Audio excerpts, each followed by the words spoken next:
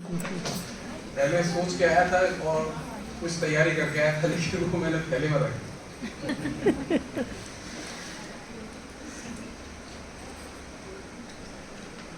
दिक्कत यह है कि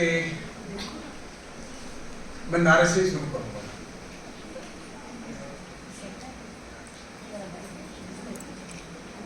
मनुष्य हैं तो एक हैं, और मनुष्य हैं तो भाषा है। बिल्कुल, ये भूलना नहीं चाहिए।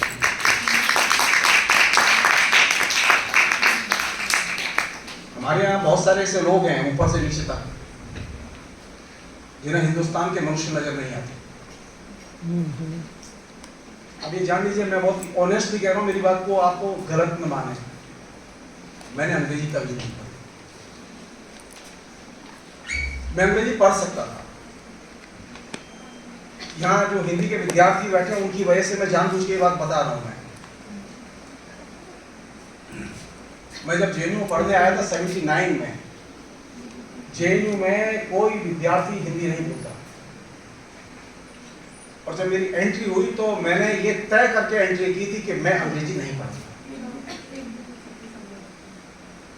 और आप जान लीजिए, जेएनयू में जो सबसे टॉप चीज होती है वो है वहां की स्टूडेंट्स यूनियन की प्रेसिडेंटशिप। मैंने वहां की प्रेसिडेंटशिप हासिल की हिंदी बोली, और जो लोग हमारे बड़े नामी अंग्रेजी के विद्वान मेरे बहुत अच्छे दोस्त हैं, ये निर्मला सीतारमण के पति प्रभाकर परकाल। ये मैं आपसे क्यों कह रहा हूं? भाषा कोई बंधन नहीं और बाधा नहीं।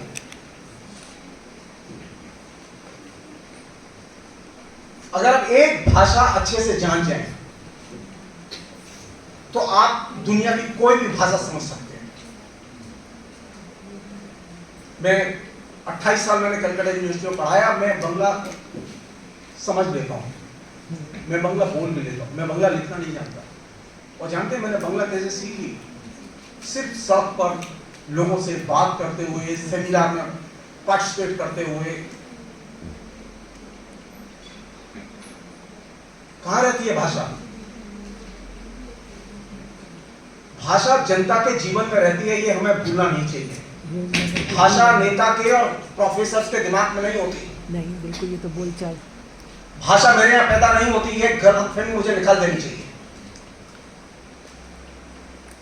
अगर आपको भाषा सीखनी है तो आप कुछ मत करिए, अनपढ़ जाहिल जिन्हें कहते हैं आप, उनके बीच में जाइए और सुनिए उनकी बात।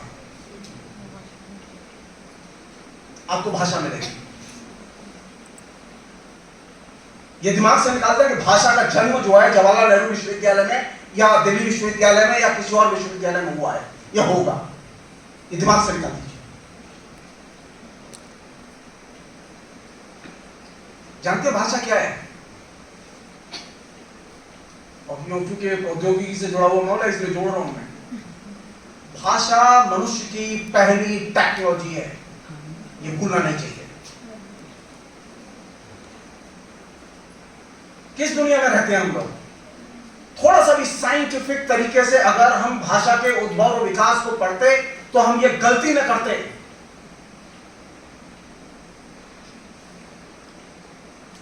क्या करती है ये? जब हमारे पास में और दूसरे कम्युनिकेशन के मीडियम आए तो वे और इसमें ऐड होते चले गए और वो साहित्य बनती चली गई। गायब थोड़ी हुई। अरे क्या कार आने से या हवाई जहाज आने से साइकिल गायब हुई?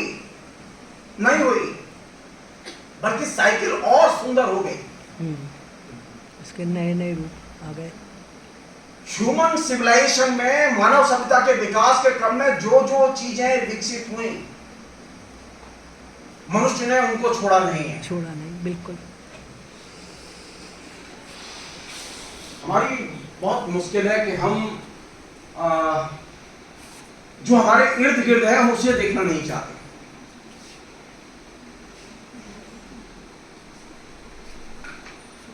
कई बातें कही गई और मैं उससे बहुत प्रवोक मैंने फील किया।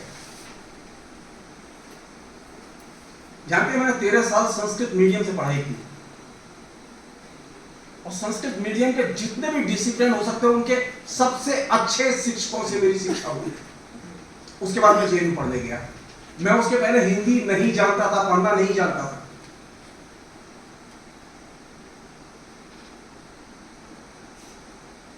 मैंने हिंदी कहां पढ़ी? एमए में आके। पहले मैं संस्कृत मीडियम से पढ़ता था, संस्कृत मीडियम के बच्चों के साथ रहता था, पंडितों के साथ रहता था, उनकी जैसी बातें करता था और एक से एक बड़े पंडित से मैं पढ़ा हूं और मैंने साथ साथ किए। करपात्री जी महाराज जो शंकराचार्यों का अपॉइंटमेंट करते थे वो मेरे घर आते थे और मुझे ये फख्र है कि मैं उनके साथ में मैंने साथ साथ किए और मतभेदता प्रदर्शित की है।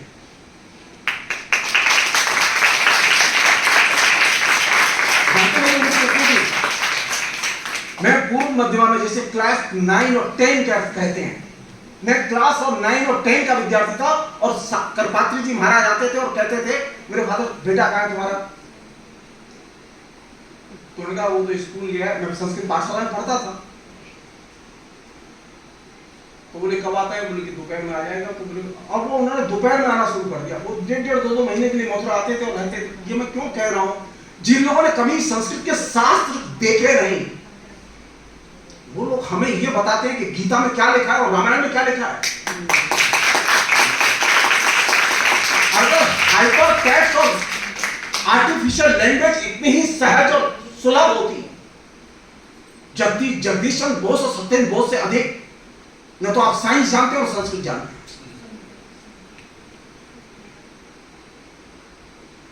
तो कम से कम हम एकेडमिक जगत में जब खड़े हो, विद्यार्थियों के सामने खड़े हो, शिक्षकों के सामने खड़े हो, तो हम सच बोलना सीखें।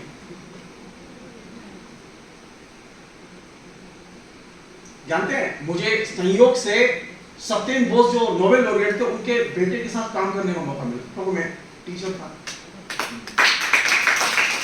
मैं सबके के साथ कहता हूं और मैं आपको भी कह रहा हूं, मैं हिंदी के अलावा कोई भाषा नहीं जानता था और जानते हैं 4 साल के सिर्फ टीचिंग एक्सपीरियंस में रीडर बना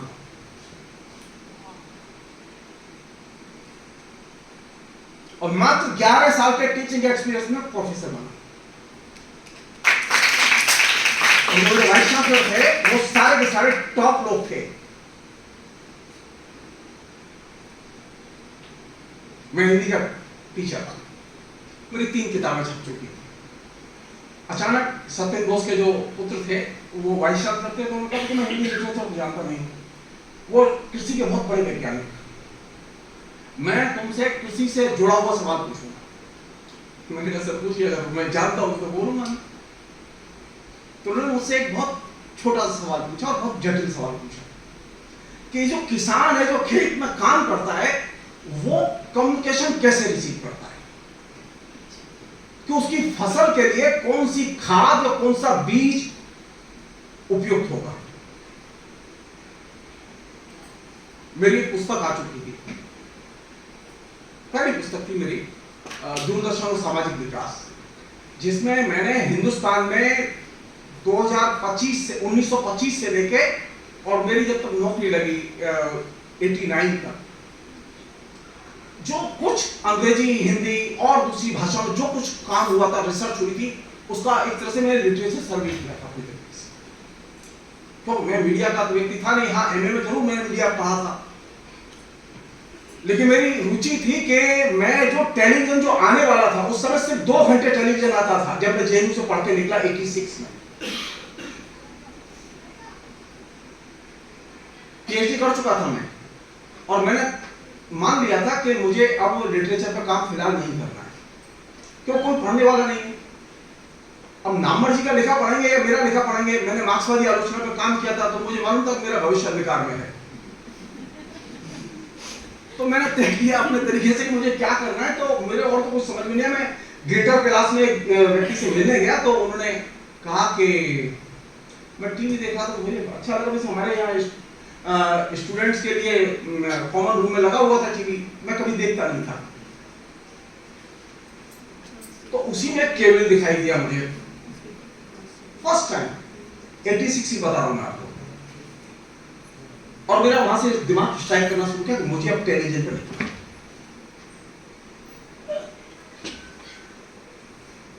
शायद मैं नहीं कह सकता, मैं पहला व्यक्ति था जिसने कि केबल टेलीविजन पर जनसत्ता में मैं गया, निकल के आया, मैं सीधे प्रभास जोशी के पास गया और मैंने प्रभास जी मैं केबल टेलीविजन पर देख लेना चाहता हूँ।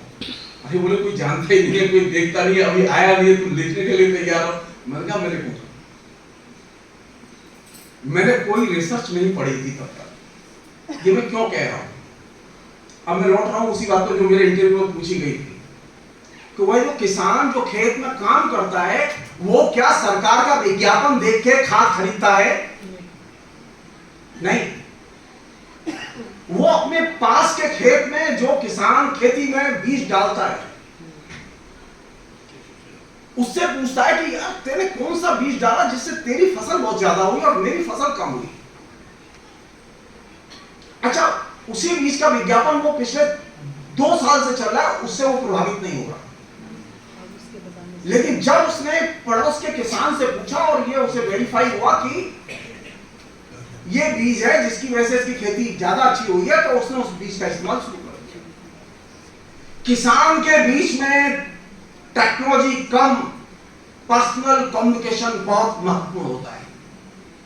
ये जो औरतें बैठी है ना, ये जो लड़कियां बैठी है, सबके पास मोबाइल है, लेकिन जानते हैं इनमें इसमें पावरफुल कम्युनिकेशन कौन सा है? इनका पर्सनल कम्युनिकेशन।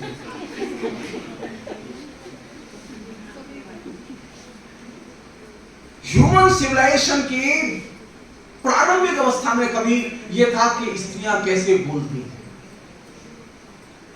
उनकी फला भंगिमा का क्या मतलब होता है, उनकी फला तरीके का क्या मतलब होता है। ये मतलब बहुत ही आधुनिक लैंग्वेज नहीं आई थी, वो लिखना नहीं जानती थी औरत।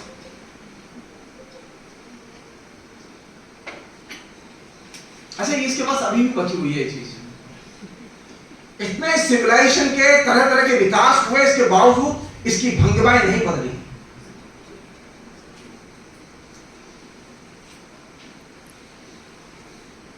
ये बात मैं क्यों कह रहा हूं? आज भी टेक्नोलॉजिकल जो कम्युनिकेशन है उससे महत्वपूर्ण है मैन टू मैन कम्युनिकेशन। और ये मेरी बात नहीं है, ये मेरी बात नहीं है। जिन्होंने मास कम्युनिकेशन पर, कम्युनिकेशन पर गंभीर रिसर्च की है भारत में और भारत के बाहर, उनकी ये यूनानिमस ओपिनियन है। इसे हमें भूलना नहीं चाहिए। जानते हैं, जब कंप्यूटर आया तो मैं डे 1 से कंप्यूटर का इस्तेमाल कर रहा हूं, लेकिन मैं पावर पॉइंट प्रेजेंटेशन कभी तैयार नहीं करता। मैं नोट्स बनाए हैं, आप मेरा बैग उठाइए, मैंने आज बोलने के लिए जो बोलना था मैंने नोट्स बनाए हैं।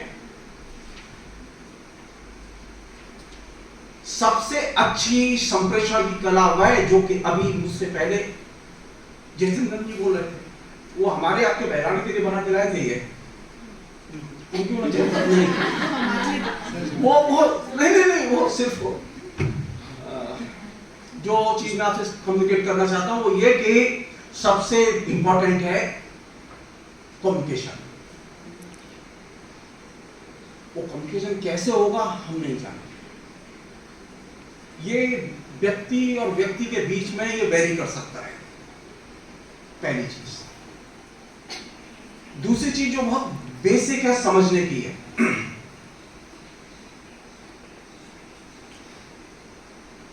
अभी जिस चीजों पर बहस चल रही है, मैं असल में मेरी आदत नहीं, मैं 2000 मैं किताब लिख के छोड़ चुका उसे। जिस आप इंफॉर्मेशन सोसाइटी में दाखिल हुए मैं उसको लिख के छोड़ चुका, मेरी रुचि नहीं होती है। अब ये चूंकि मेरी फेसबुक फ्रेंड है जिन्होंने आयोजन किया है, मैं पहली बार मिला हूं। मैं ये फिजिकल वेरिफिकेशन पहली बार हुआ, ये बच्चों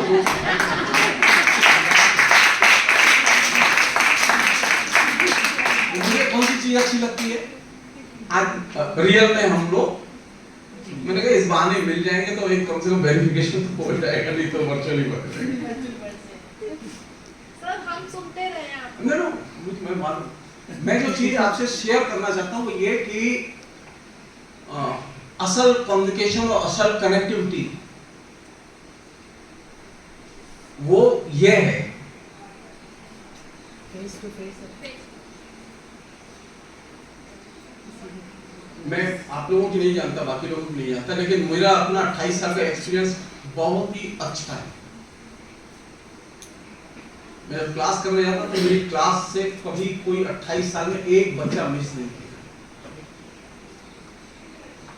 और मैं जब जेएनयू पढ़ता था, जो कि एक जमाने में इंटेलेक्चुअल्स का जखीरा था, मजाल नहीं है कि कोई जब मीटिंग चल रही है और बोल रहा हूं तो कोई हॉल से बाहर निकल जाए। क्यों? जो व्यक्ति बोले, जो व्यक्ति कम्युनिकेट करे, वो सामने वाले के पल्स जाने। हमारी स्थिति ये होगी कि हम ऊपर से आते हैं सीधे मंच पर, मंच से आते हैं सीधे गाड़ी में, और गाड़ी से आते हैं सीधे घर में, और घर से आते हैं सीधे ऑफिस में। हमें मालूम ही नहीं है कि इसकी दिक्कत क्या है, ये फील क्या करती है, सोचती क्या है, ये विद्यार्थी है, इनकी फीलिंग क्या है, ये सोचती क्या है, हमें मालूम ही नहीं है। हम सीधे तनख्वाह लेते हैं, घर बनाते हैं, गाड़ी खरीदते हैं और मर जाते हैं। मेरे पास कोई घर नहीं है, हाँ मेरे पास किताबें हैं। मुझे मजा आता है विद्यार्थियों से बात करने में, मुझे शिक्षकों से बात करने में मजा आता है। मैं घंटों बात करता हूँ और निरर्थक बात करता हूँ। क्यों कह रहा हूं निरर्थक शब्द? मैं जानबूझ के उपयोग कर रहा हूं। रविन्द्रनाथ ठाकुर ने बहुत महत्वपूर्ण बात कही थी, जिसका कि हमें कायदे से इस्तेमाल करना चाहिए। उन्होंने कहा जितना ये शिक्षा में हम जब दाखिल होते हैं, हम जितना गैर उपयोगी चीजें पढ़ेंगे उतने ही अच्छे विद्यार्थी बनेंगे। अब एक अजीब आंधी चली हुई है कि प्रयोजन मूलक चीजें पढ़ो, और वो विद्यार्थी प्रयोजन मूलक चीज पढ़ने के अलावा कोई और चीज पढ़ता ही नहीं।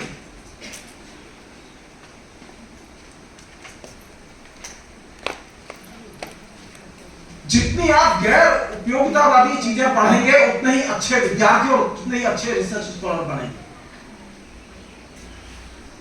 मैंने कंप्यूटर नहीं पढ़ा कभी भी, जैसे मैंने अंग्रेजी नहीं पढ़ी, लेकिन मैं अंग्रेजी के सबसे अच्छे विद्वानों पर किताब लिखी। मैं चिट्ठी नहीं लिख सकता। अगर आप मुझसे कहेंगे कि ये पूरा फॉर्म जो आपने दिया है ये भर दो, मैं अंग्रेजी में भर नहीं सकता। मैं अपनी आपको कमजोरी बता रहा हूं। मैं नहीं, मैं अरे वो तो यहाँ भी हूँ, तो अब तो मैं अगर वो फारसी में भी होगा तब भी मैं हिंदी में ही पढ़ूंगा। मैं इनके केरल में गया था, कुल्लू। मेरा एक दोस्त था, वो भूल से वाइस चांसलर हो गया।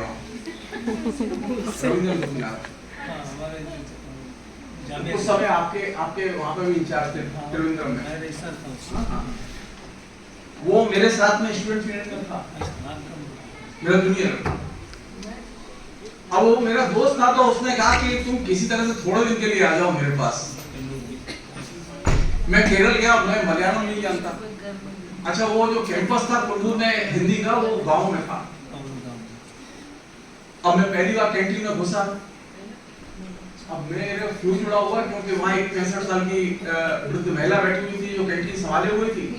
उसने मेरी शक्ल देखी, उसको मेरे ऊपर दया आई कि ये तो व्यक्ति ऐसा है जिससे मैं बात नहीं कर सकती, ये मुझसे बात नहीं कर सकता। अब देखिए आंखों में चल रही सारी चीजें। आप तो देखने में मलयाली लगता भी। अब मैंने किसी तरह से डिपार्टमेंट से जो मलयाली लड़की थी जो हम पढ़ाती थी, गेस्ट लेक्चरर थी, मैंने उसे बुलाया। मैंने कहा तुम इसे खाली इतना सा बताओ कि मैं अब यहाँ रहूंगा तो मैं कुछ खाऊंगा पीऊंगा नहीं, और मुझे वेजिटेरियन खाना होता है, बस इतना बोल दो, बाकी सब अपने आप हो जाएगा। क्योंकि मैं मलयालियों के स्वभाव को जानता हूँ, क्योंकि सैकड़ों मलयाली लड़के मेरे साथ पढ़े थे। बड़े ह्यूमन होते हैं, मतलब इतने सेंसिबल और ह्यूमन सेंस उनके अंदर प्रबल होता है कि वो आपको किसी और नेशनलिटी का नहीं मिलेगा। मैं इसलिए नहीं किए बैठे हैं यहाँ, मैं इसलिए नहीं बोल रहा हूँ। वो युवा उसने खाली उससे बोला, और उस महिला ने कहा कि आप चिंता मत करिए, जब ये आएंगी तो इनको ये चीज मैं खिला दूंगी, और अगर ये नहीं आए और ये अपने कमरे में ही रहे तो इनके कमरे में पहुंचवा दूंगी। और मैं जितने दिन रहा, आप विश्वास नहीं करेंगे, उस महिला से मैंने एक बात की बोला, लास्ट डे मैंने खाली धन्यवाद दिया उसे, खुश हो गया उसके। तो मुझे देख के खाली मुस्कुराती थी, मैं भी मुस्कुराता था, और हम और उससे ज्यादा बोल नहीं सकते थे।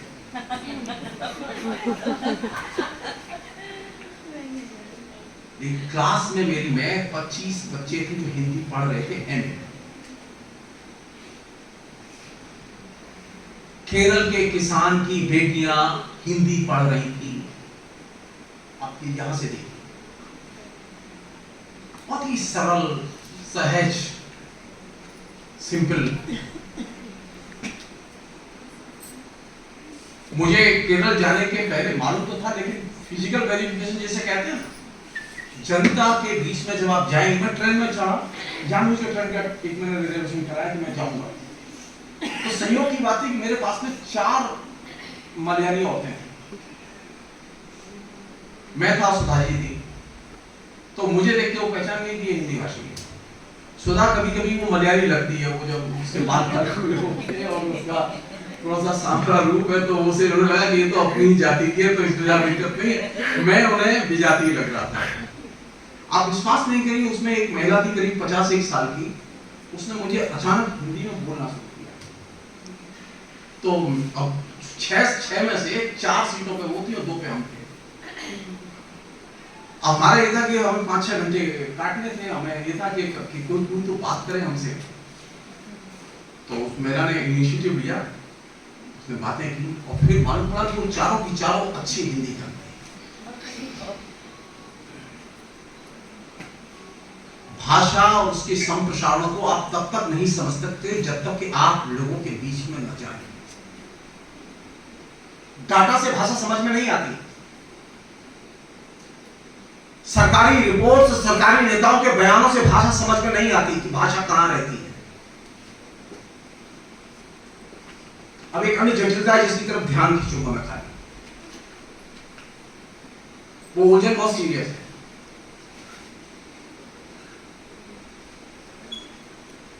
ये बात 1997-98 की है,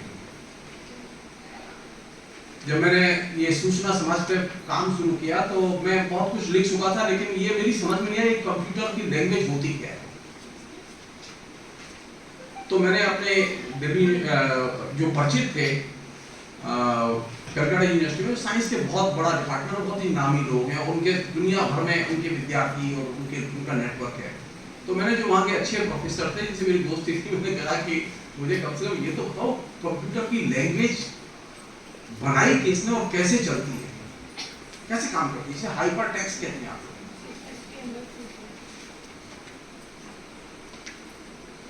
बोले हमने तो कभी सोचा नहीं, हमारे पाठ्यक्रम में नहीं है। अरे अब मेरी तो मुसीबत बढ़ गई, क्योंकि मैं इजी समझता था, वो चीज उतनी इजी नहीं थी। एक सज्जन थे जो कि अमेरिका के सिस्टम में काम करते थे, रक्षा विभाग में साइंटिस्ट थे, नाम था वंडेवर बुश। वंडेवर बुश पहले व्यक्ति थे जो कि द्वितीय विश्व युद्ध के दौरान जिन्होंने ये महसूस किया कि ये बड़ी समस्या आ रही है, क्योंकि सारे जो डॉक्यूमेंट्स थे, रजिस्टर्ड थे, वो सारे रजिस्टर में सारी चीजें दर्ज रहती थी। कितने सैनिक हैं, कितने वायुसेना में हैं, कितने थल सेना में हैं, कितने जल सेना में है, कितना बारूद है, कितना गोला है, कितनी तोपें हैं, कितने टैंक है, सब रजिस्टर में होता था। और रजिस्टर को बार बार खोज के लाना होता था कि भाई गिनती करो कितने टैंक हैं। तो ये उठावा धरी में बहुत टाइम लगता था। और द्वितीय विश्व युद्ध चल रहा था। उस द्वितीय विश्व युद्ध के दौरान पहली बार ये जो कंप्यूटर जिसका हम सब इस्तेमाल करते हैं, ये जान लीजिए ये ह्यूमन सिविलाइजेशन के विकास के लिए नहीं बनाया गया। ये भ्रम दिमाग से निकाल दीजिए आप। मैं तो लिखता रहा, बहुत एग्रेसिवली लिखता हूं मैं। सेना के रसद और सेना के रख रखाव के स्टॉक के लिए फर्स्ट टाइम वंडेवर बुश ने कंप्यूटर की परिकल्पना को जन्म दिया। मैंने बहुत पहले जब मैंने पढ़ा था तभी मैंने उस पर लेख लिखा था और विस्तार से लेख लिखा था वंडेवर बुश पर। तो मुझे लगा कि हिंदी वालों को बताया जाना चाहिए हिंदी की ये मैं वो द्रोणाचार्य की परंपरा में विश्वास नहीं करता। मैं जो मुझे पता चले कोई नई चीज तो मैं सामने जो भी है फर्स्ट कम फर्स्ट सर्विस है, जो भी है उसे बता दूंगा कि तू जा ले जा, तू कर दे। वंडेवर बुश पहला व्यक्ति था जिसने कि कंप्यूटर का मॉडल अपने दिमाग में कंसीव किया और उसके लिए उसने एक परिकल्पना बनाई और उसका एक ढांचा बनाया। तो उसका जो इनिशियल जो फॉर्मेट था उसको क्या था, वो इंसाइक्लोपीडिया था। जैसे इंसाइक्लोपीडिया में सैकड़ों चीजें होती हैं, तो उसमें क्या है, एक साथ 50 पन्ने खुलते थे इनिशियली। अभी क्या एक पन्ना खुलता है, अगर दूसरा पन्ना खोलेंगे तो वो दबा रहेगा। तो इनिशियल जो था वो इंसाइक्लोपीडिया की फॉर्म में था। अब ये समझ में नहीं आता था कि इसमें लैंग्वेज कौन सी हो।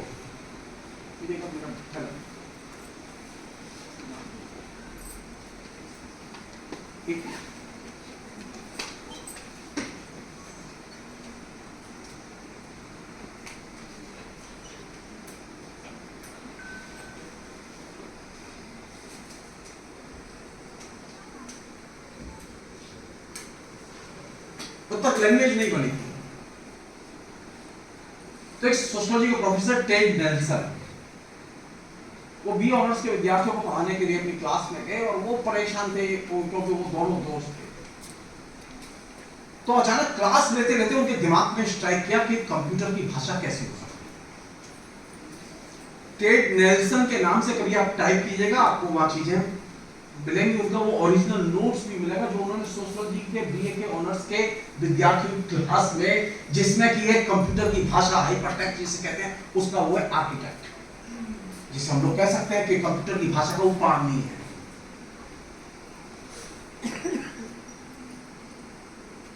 जिस दिन मुझे ये पता चला कि वो पाणिनि है, मैंने उसकी खोज की।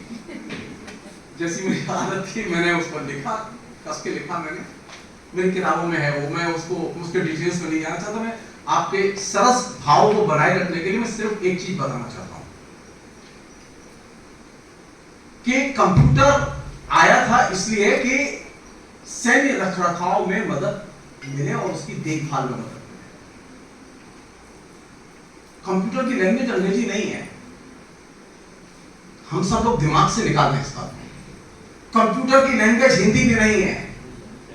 कंप्यूटर लैटिन में लिखा जाता है, उसकी जो हाइपरटेक्स्ट लैंग्वेज है उसकी मूल भाषा है लैटिन।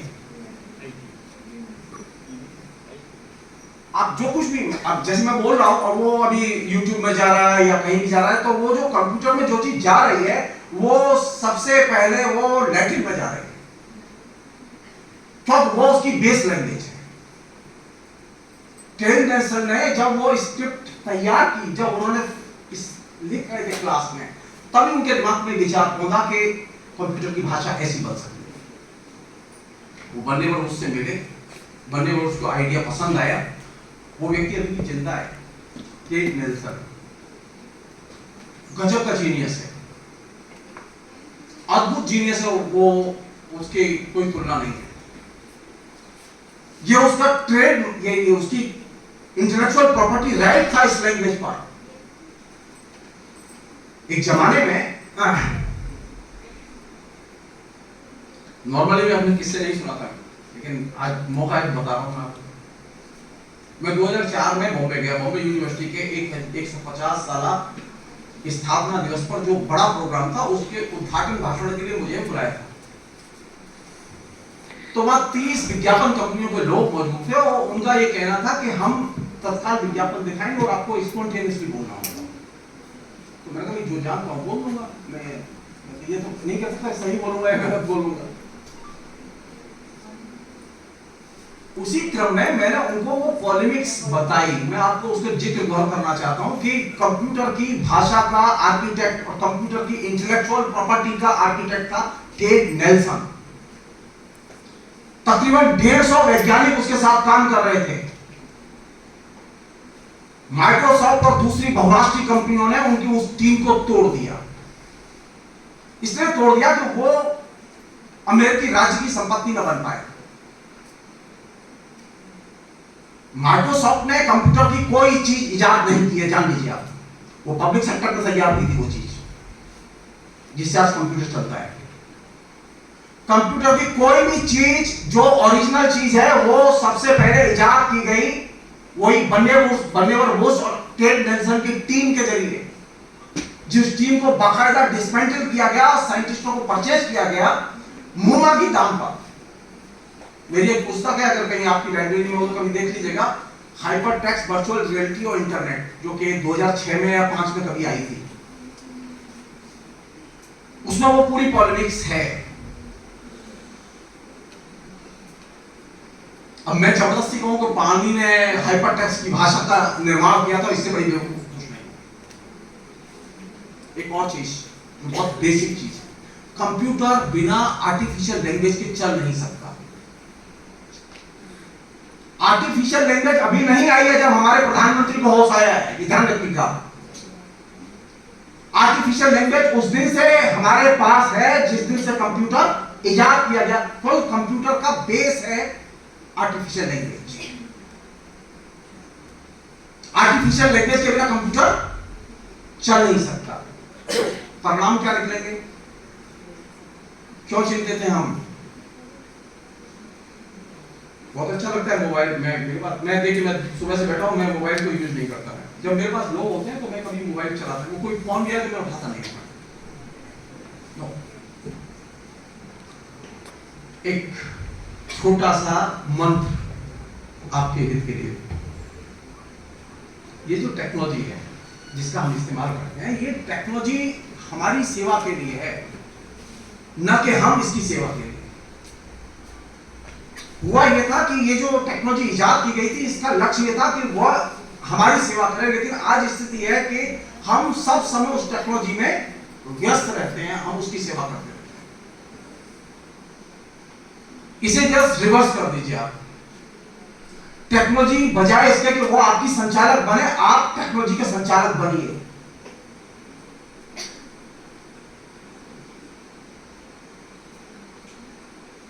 मुझे प्रेमचंद पढ़ना है, कहां से पढ़ूंगा मैं? वो इंटरनेट पर ई पुस्तकालय में भी है, और वो बाजार में भी है, और कॉलेज की लाइब्रेरी में भी है। मैं ये सुझाव दूंगा कि आप कॉलेज की लाइब्रेरी में जाएं और अपने हाथ से किताब निकाल के उसकी गंध सूंघें, महसूस करें। लिटरेचर को जानने के लिए ये जरूरी है कि किताब का आप स्पर्श करें और उसकी गंध को सूंघें, उसमें कैसी गंध आती है। भाषा के मर्म को पकड़ने की अगर आपके अंदर क्षमता नहीं है तो आप भाषा नहीं सीख सकते। एक जमाने में पूछा था लोगों ने बंकिम से, बंकिम चंद्र जो बहुत बड़े उपन्यासकार थे, क्योंकि अभी एक समस्या ट्रांसलेशन वाली आ गई, इसके एक दो पहलू हैं जिनका मैं बोलूंगा, उसके बाद छोड़ दूंगा। मैं बोलने के लिए बहुत कुछ है। जो कंप्यूटर की लैंग्वेज आप यूज करते हैं, जो 10 भाषाओं में लैंग्वेज इस्तेमाल होती है, जिसे हम यूनिकोड फॉन्ट कहते हैं, उस यूनिकोड फॉन्ट की दुर्दशा यह है कि हिंदुस्तान के 4 महानगरों में मात्र 26% लोग ऐसे हैं जो कि इस यूनिकोड फॉन्ट का इस्तेमाल करते हैं या ये जानते हैं काम मिलता है। महानगर में, छोटे शहरों की हालत क्या होगी आप कल्पना करिए। बस मैं उसका डाटा नहीं बता रहा हूं आपको। इनके पास अभी मेरी वो किताब है जो मुझे कल ही मिली थी। मैं जो सिर्फ सूचना आपके सामने ड्रॉप कर रहा हूं। जब अवेयरनेस का शिक्षितों में ये हाल है कि मैं हिंदी भाषी हूं, लेकिन मैं कभी हिंदी में लिखता नहीं हूं, और मैं गर्व से कहता हूं कि मैं हिंदी भाषी हूं और मैं हिंदी का प्रोफेसर हूं, और मैं हिंदी के सबसे बड़े पद पर रहता हूं, लेकिन मैं कभी कंप्यूटर पर हिंदी में नहीं लिखता। क्यों? मुझे लिखना नहीं आता।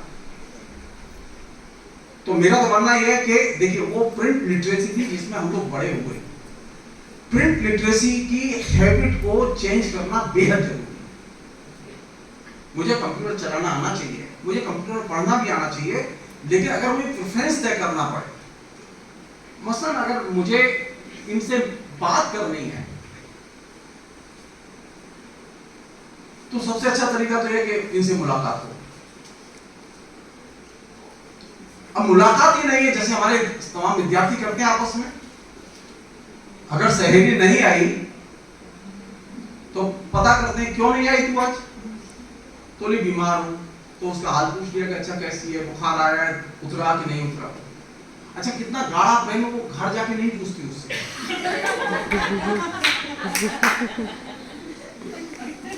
इसे कहते हैं इनह्यूमन बिहेवियर। ये जो कंप्यूटर की टेक्नोलॉजी है, इसमें ये इनबिल्ट है अमानवीय बर्ताव, और ये अमानवीय बर्ताव हम सब करते हैं।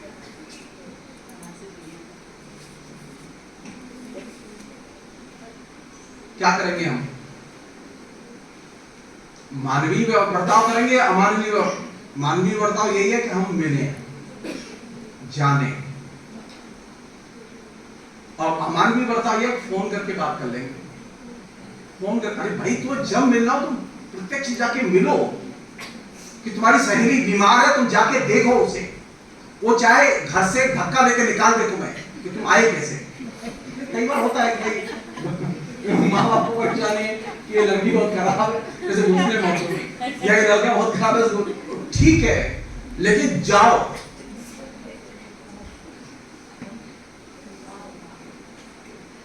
बुनियादी चुनौती यहां है, टेक्नोलॉजी के इस्तेमाल की बुनियादी चुनौती यहां है। बुनियादी चुनौती यहां नहीं, ये जो इंग्लिश को लेकर परेशानी हो रही है, देखिए मैं लिटरेचर का विद्यार्थी, मैं हिस्टोरिकली देखता हूं, ये जो इंग्लिश वाले परेशान है, इंग्लिश से सबसे पहले स्पेनिश वाले परेशान हुए इंग्लिश से। ये जो बीमारी आई है इंग्लिश की, ये बेसिकली आई है स्पेनिश से। हुआ यह कि अमेरिका में पहली बार बहुराष्ट्रीय कंपनियों ने विज्ञापन बनाए अंग्रेजी के, उसमें स्पेनिश के शब्द डाल के, जिसे आप लोग अपनी भाषा में, मीडिया की भाषा में मीडिया इंपीरियलिज्म कहते हैं। जिस मीडिया इंपीरियलिज्म की ग्रिप में हम सब लोग हैं, उसका बैकबोन है विज्ञापन कंपनियां। ये जो लैंग्वेज है इंग्लिश, जिससे हम सब लोग चिंतित रहते हैं, ये जानते हैं ये हमारी लिखी हुई लैंग्वेज नहीं है, ये वह लैंग्वेज है जो विज्ञापन कंपनियों ने सृजित की। उन्होंने सबसे पहले विज्ञापन बनाए इसके, और इसकी शुरुआत हुई अमेरिका में। आप जब भी किसी भी विचार पर, किसी भी आइडिया पर सोचें, तो आप एक चीज सिर्फ छोटी सी मेरी मान लीजिए, आप पता कीजिए कि ये विचार सबसे पहले कहां आया। तो आप जो ही उसका उत्स आपको पता चल जाएगा, आप पकड़ लेंगे कि आखिर इसमें पेज कहां है। हमारी मुश्किल क्या है कि हम पत्तों में चीजें खोजते हैं, सतह पर चीजें खोजते हैं, हम उसकी जड़ में जाने की कोशिश नहीं करते। हमारी चिंता यह है कि हमें जड़ों में जाने की आदत पड़नी चाहिए। और ये जो टेक्नोलॉजी जिसके कि हम लोग प्रेमी हैं, इस टेक्नोलॉजी ने बड़ा नुकसान किया है, और बहुत बड़ा नुकसान किया है, जिसकी तरफ ध्यान दिला कि मैं एक बात खत्म करूंगा। पहले ये था कि जैसे आप अपने आपस में देखिए, अगर आपसे कोई पूछे कि 3 दिन पहले के अखबार की पहले पन्ने की खबर बताओ, नहीं बता पाएंगे। क्यों? पढ़ती हैं, लिखती हैं, प्रोफेसर हैं, 3 लाख रुपए तनख्वाह मिलती है, आपको इतना याद नहीं रहेगा। लेकिन आप चाहें तब भी याद नहीं रख सकती, कोई तो बात घट रही है आपके साथ। ये जो मॉडर्न कम्युनिकेशन की टेक्नोलॉजी जिसके हम संपर्क में, इसकी सबसे बड़ी दुर्घटना जिस पर कि कोई बात नहीं करता, वो ये है कि ये आपकी मेमोरी छीन लेती है। मुझे खतरा कंप्यूटर से नहीं है, मुझे खतरा किसी और भी टेक्नोलॉजी से नहीं है, मुझे खतरा यह है कि ये मेरी स्मृति को छीन लेती है। अब आपको मैं ले चलता हूं फ्रीडम मूवमेंट। फ्रीडम मूवमेंट के दौरान हमारे जितने भी बड़े लोग थे, मैं उनके नाम गिना के आपको बोर नहीं करूंगा, उन लोगों ने एक बड़ा काम किया। वो बड़ा काम क्या था? ब्रिटिश जब आए तो उन्होंने सबसे बड़ा हमला यह किया कि उन्होंने हमारी पूरी की पूरी परंपरा, संस्कृति, इतिहास, स्मृति सब पर हमला किया। तो उसको बचाने के लिए जरूरी था कि हम अपनी परंपरा, इतिहास, संस्कृति सबके बारे में नए सिरे से लिखें, क्योंकि स्मृति को बचाने की चुनौती थी कि कहीं यह ना हो कि उन्हीं के दृष्टिकोण से सब लोग हमारे अपनी परंपरा और इतिहास को देखने लगे। ब्रिटिश पीरियड में भी यह खतरा था कि स्मृति को कैसे बचाया जाए। और जब आपके सामने ये मीडिया इंपीरियलिज्म का जमाना आया, कंप्यूटर टेक्नोलॉजी का जमाना आया, तब भी यह खतरा था। अब मैं एक छोटी सूचना ड्रॉप कर रहा हूं। ये घटनाएं तब जब मेरा जन्म हुआ 1957 में सबसे पहले प्रशांत महालनोबिस ने पहली बार हिंदुस्तान में कंप्यूटर असेंबल करा के काम शुरू किया। ज्यादातर लोग नहीं जानते और नहीं मानते और नहीं बोलते। मैं संयोग से उस संस्थान में कई बार गया हूँ, क्योंकि मेरी आदत है वो हिंदी के अलावा विषयों में रुचि लेने की, सीखने की, जानने की। मैंने वो मूल कंप्यूटर भी देखे हैं जो जिस समय मेरा जन्म हुआ था उस समय लगे थे। अब आप सोचिए हमारे यहाँ कंप्यूटर ने फंक्शन किया 57 में, और तकरीबन 10 साल या 12 साल पहले अमेरिका में फंक्शन किया कंप्यूटर। भारत में कंप्यूटर, अमेरिका में कंप्यूटर का कारोबार, नेटवर्क विकसित होने के 10 साल बाद ही आ चुका था, लेकिन इसके बावजूद हिंदुस्तान में कंप्यूटर को घर घर पहुंचाने की मुहिम शुरू नहीं की गई। हम आसानी से कर सकते थे, क्योंकि एक ही चीज थी जो आज सबसे बड़ी चुनौती है, वो ये कि हमारे विद्यार्थी के पास में, हमारे स्कॉलर के पास में स्मृति नहीं है। मेरे साथ ही दिक्कत हुई ना, मैं टेंडेंसर का नाम ही भूल गया। मैं मोबाइल ये बोल रहे थे पहले इस सत्र में लोग, तो मुझे लगा कि यार वो नाम याद नहीं आ रहा। नाम याद नहीं आ रहा, तत्काल मोबाइल में देखा और मैंने नाम लिखा, मेरे को टेंडेंसर का नाम भूल रहा। जब बहुत सतर्क रहता हूं मैं, इसके बावजूद अगर मेरे जैसे व्यक्ति के साथ ये दुर्घटना हो सकती तो साधारण लोगों के साथ तो और भी ज्यादा भयानक घटना होती। तो इस कंप्यूटर की टेक्नोलॉजी का आप जितना इस्तेमाल करें, मैं ये नहीं कह रहा हूं कि आप इस्तेमाल नहीं करें, मैं अनटचेबिलिटी में विश्वास नहीं करता। आप इस्तेमाल करें, लेकिन आप किताब का ज्यादा इस्तेमाल करें। आप कंप्यूटर पर लिखें, लेकिन हाथ से ज्यादा लिखें। दिक्कत कहां आ रही है अभी? देखिए मैं बहुत विनम्रता से अभी, क्योंकि ये बैठे हैं इसलिए इनके सामने कह रहा हूं अपनी बात। अगर ये चले गए थे तो मैं नहीं ओपिनियन देता। आप उत्तर प्रदेश में बोर्ड का रिजल्ट निकालिए। उत्तर प्रदेश में बोर्ड के रिजल्ट में फेल होने वाले अधिकतर 60% से अधिक विद्यार्थी हिंदी में हैं। बंगला में जो सबसे अच्छे विद्यार्थी जो 95-96% नंबर ला रहे हैं, उनमें से 80% से अधिक विद्यार्थी बंगला में फेल हो गए।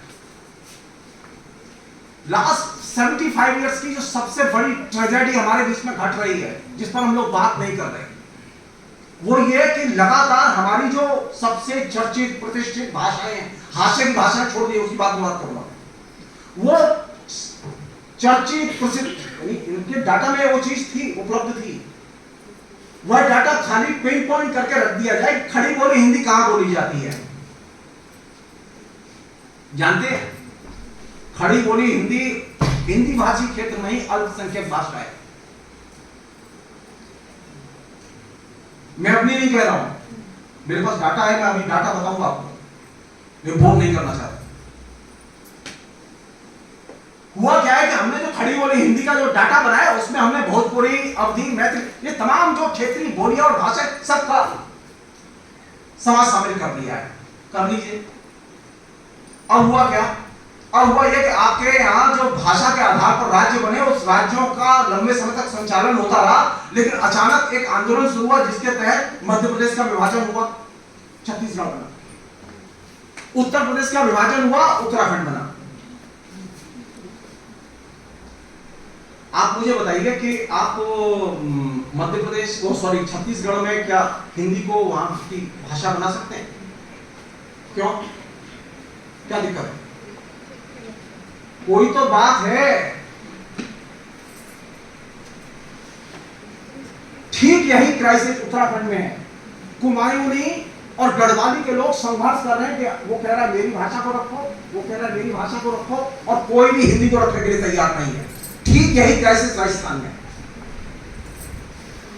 क्यों मैं ये बात कह रहा हूं? बात ये इसलिए उठाई जा रही है कि आप भाषाओं के साथ में अगर सामान्य सा भी असमान व्यवहार करेंगे तो भाषाएं पलट के हमला करेंगी। अस्मिता की सामान्य विशेषता है कि अस्मिता का प्रश्न जब भी उठेगा वो पलट के बात करेगा। और अस्मिता की पहचान सिर्फ वही नहीं रहती, हिंदी की पहचान वही नहीं रहेगी जो पहले थी। आज हिंदी वही नहीं है जो पहले थी, और आज जो हिंदी है वो आगे आने वाले दिनों में वही नहीं रहेगी। आज कैसी हिंदी है? आज की स्थिति तो इतनी बदतर है कि अगर किसी लड़की लड़के को आपस में लव लेटर लिखना पड़े तो मैं गारंटेड कह सकता हूं कोई लड़की अपने प्रेमी को लव लेटर हिंदी में नहीं लिख सकती।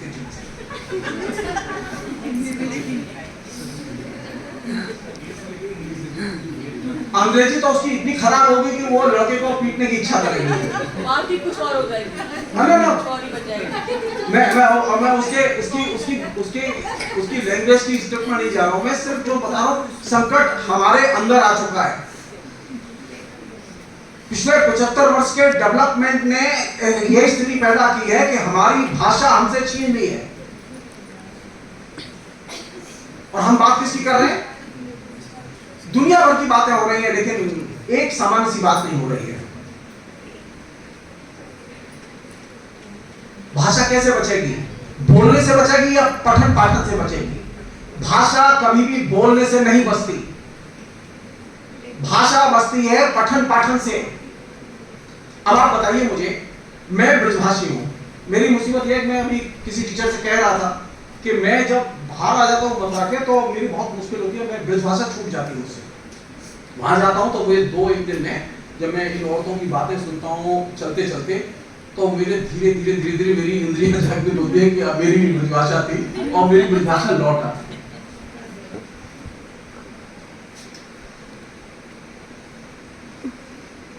क्या ब्रिज क्षेत्र में, अवधी के क्षेत्र में, भोजपुरी के क्षेत्र में, मगधी के क्षेत्र में क्या इन भाषाओं के विभाग हैं? क्यों नहीं है? क्या खतरा हो सकता है इससे? क्यों नहीं खोले गए अब तक? क्या ब्रज, अवधी, भोजपुरी पढ़ने के लिए लोग कनाडा से बुलाए जाएंगे? आज स्थिति यह है कि ब्रज बोलने वालों की संख्या 10 लाख से नीचे है, आप जान लीजिए। और अगले 10 साल बाद यह स्थिति होगी कि 10 लाख से नीचे जो है वो भी संख्या गायब हो जाएगी। तो कम से कम भाषा को बचाने के बारे में आप यहां से देखिए कि आपने कितने विभाग खोले। अब दिल्ली है, माइग्रेटेड कर, ओके, यहां बड़ी संख्या में कम से कम 20 लाख लोग होंगे भोजपुरी जो आ गए हैं, उनके 10-10, 12-12 एमएलए चुने जाते हैं। अब आप सोचिए कि अगर यहां भोजपुरी की व्यवस्था हो तो वो भोजपुरी पढ़ने जाएंगे लोग। पंजाबी लोग रहते हैं, अगर उसकी पंजाबी की व्यवस्था हो तो पंजाबी पढ़ने जाएंगे लोग। दिक्कत क्या है इसमें? लेकिन आपके यहां इसकी व्यवस्था, भाषा बचाई कहां से? आशीर्वाद से, गुरुजी के वचनों से, नेता के भाषण से? कभी नहीं, कभी नहीं। आप जान लीजिए इसे। भाषा बचती है शिक्षण प्रशिक्षण से। और आप लगातार ऐसी व्यवस्था कर रहे हैं कि भाषा लोग न पढ़ें, भाषा से नफरत करें।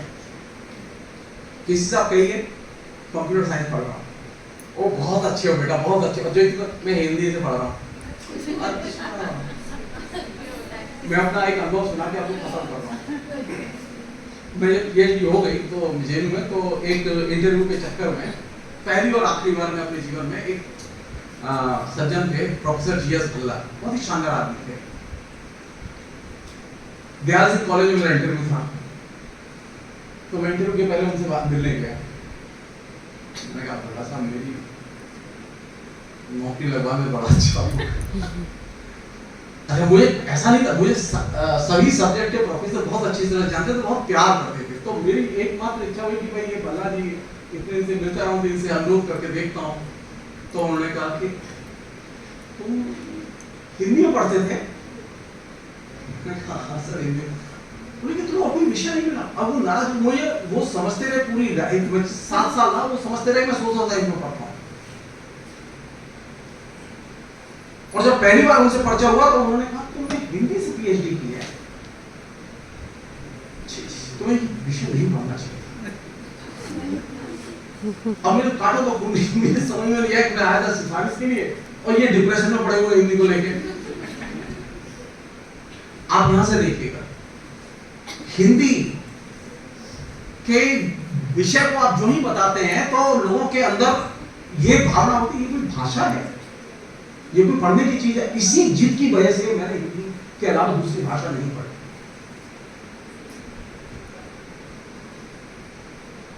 भाषा मुझे अपने ऊपर भरोसा करना सिखाती है, और जब आप अपनी भाषा भूल जाते हैं तो आपका आत्मविश्वास खत्म हो जाता है। ये जान लीजिए आप। ऐसा नहीं कि मैं ज्योतिष से पढ़ा हूं तो मैं ज्योतिष नहीं जानता, ज्योतिष जानता हूं, लेकिन ज्योतिष मानता नहीं। अगर कोई आ जाए तो उसकी कुंडली देख देता हूं, ये परेशानी नहीं होती, क्योंकि वो मैं जानता हूं कि ये खुश हो जाएगा मेरी बात से। मैंने साहित्य, संस्कृति, भाषा जो भी पढ़ा है, मैंने इसलिए पढ़ा कि मैं इसका दिल जीत सकूं।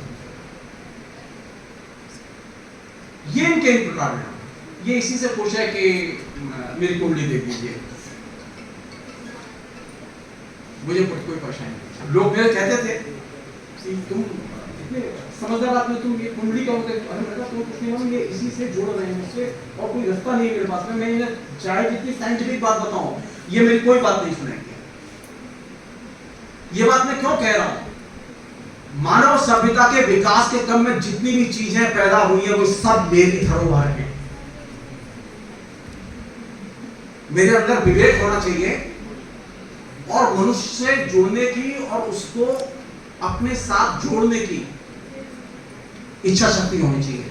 हम लोगों ने क्या किया कि हमारे अंदर ये इच्छा शक्ति तो खत्म हो गई है।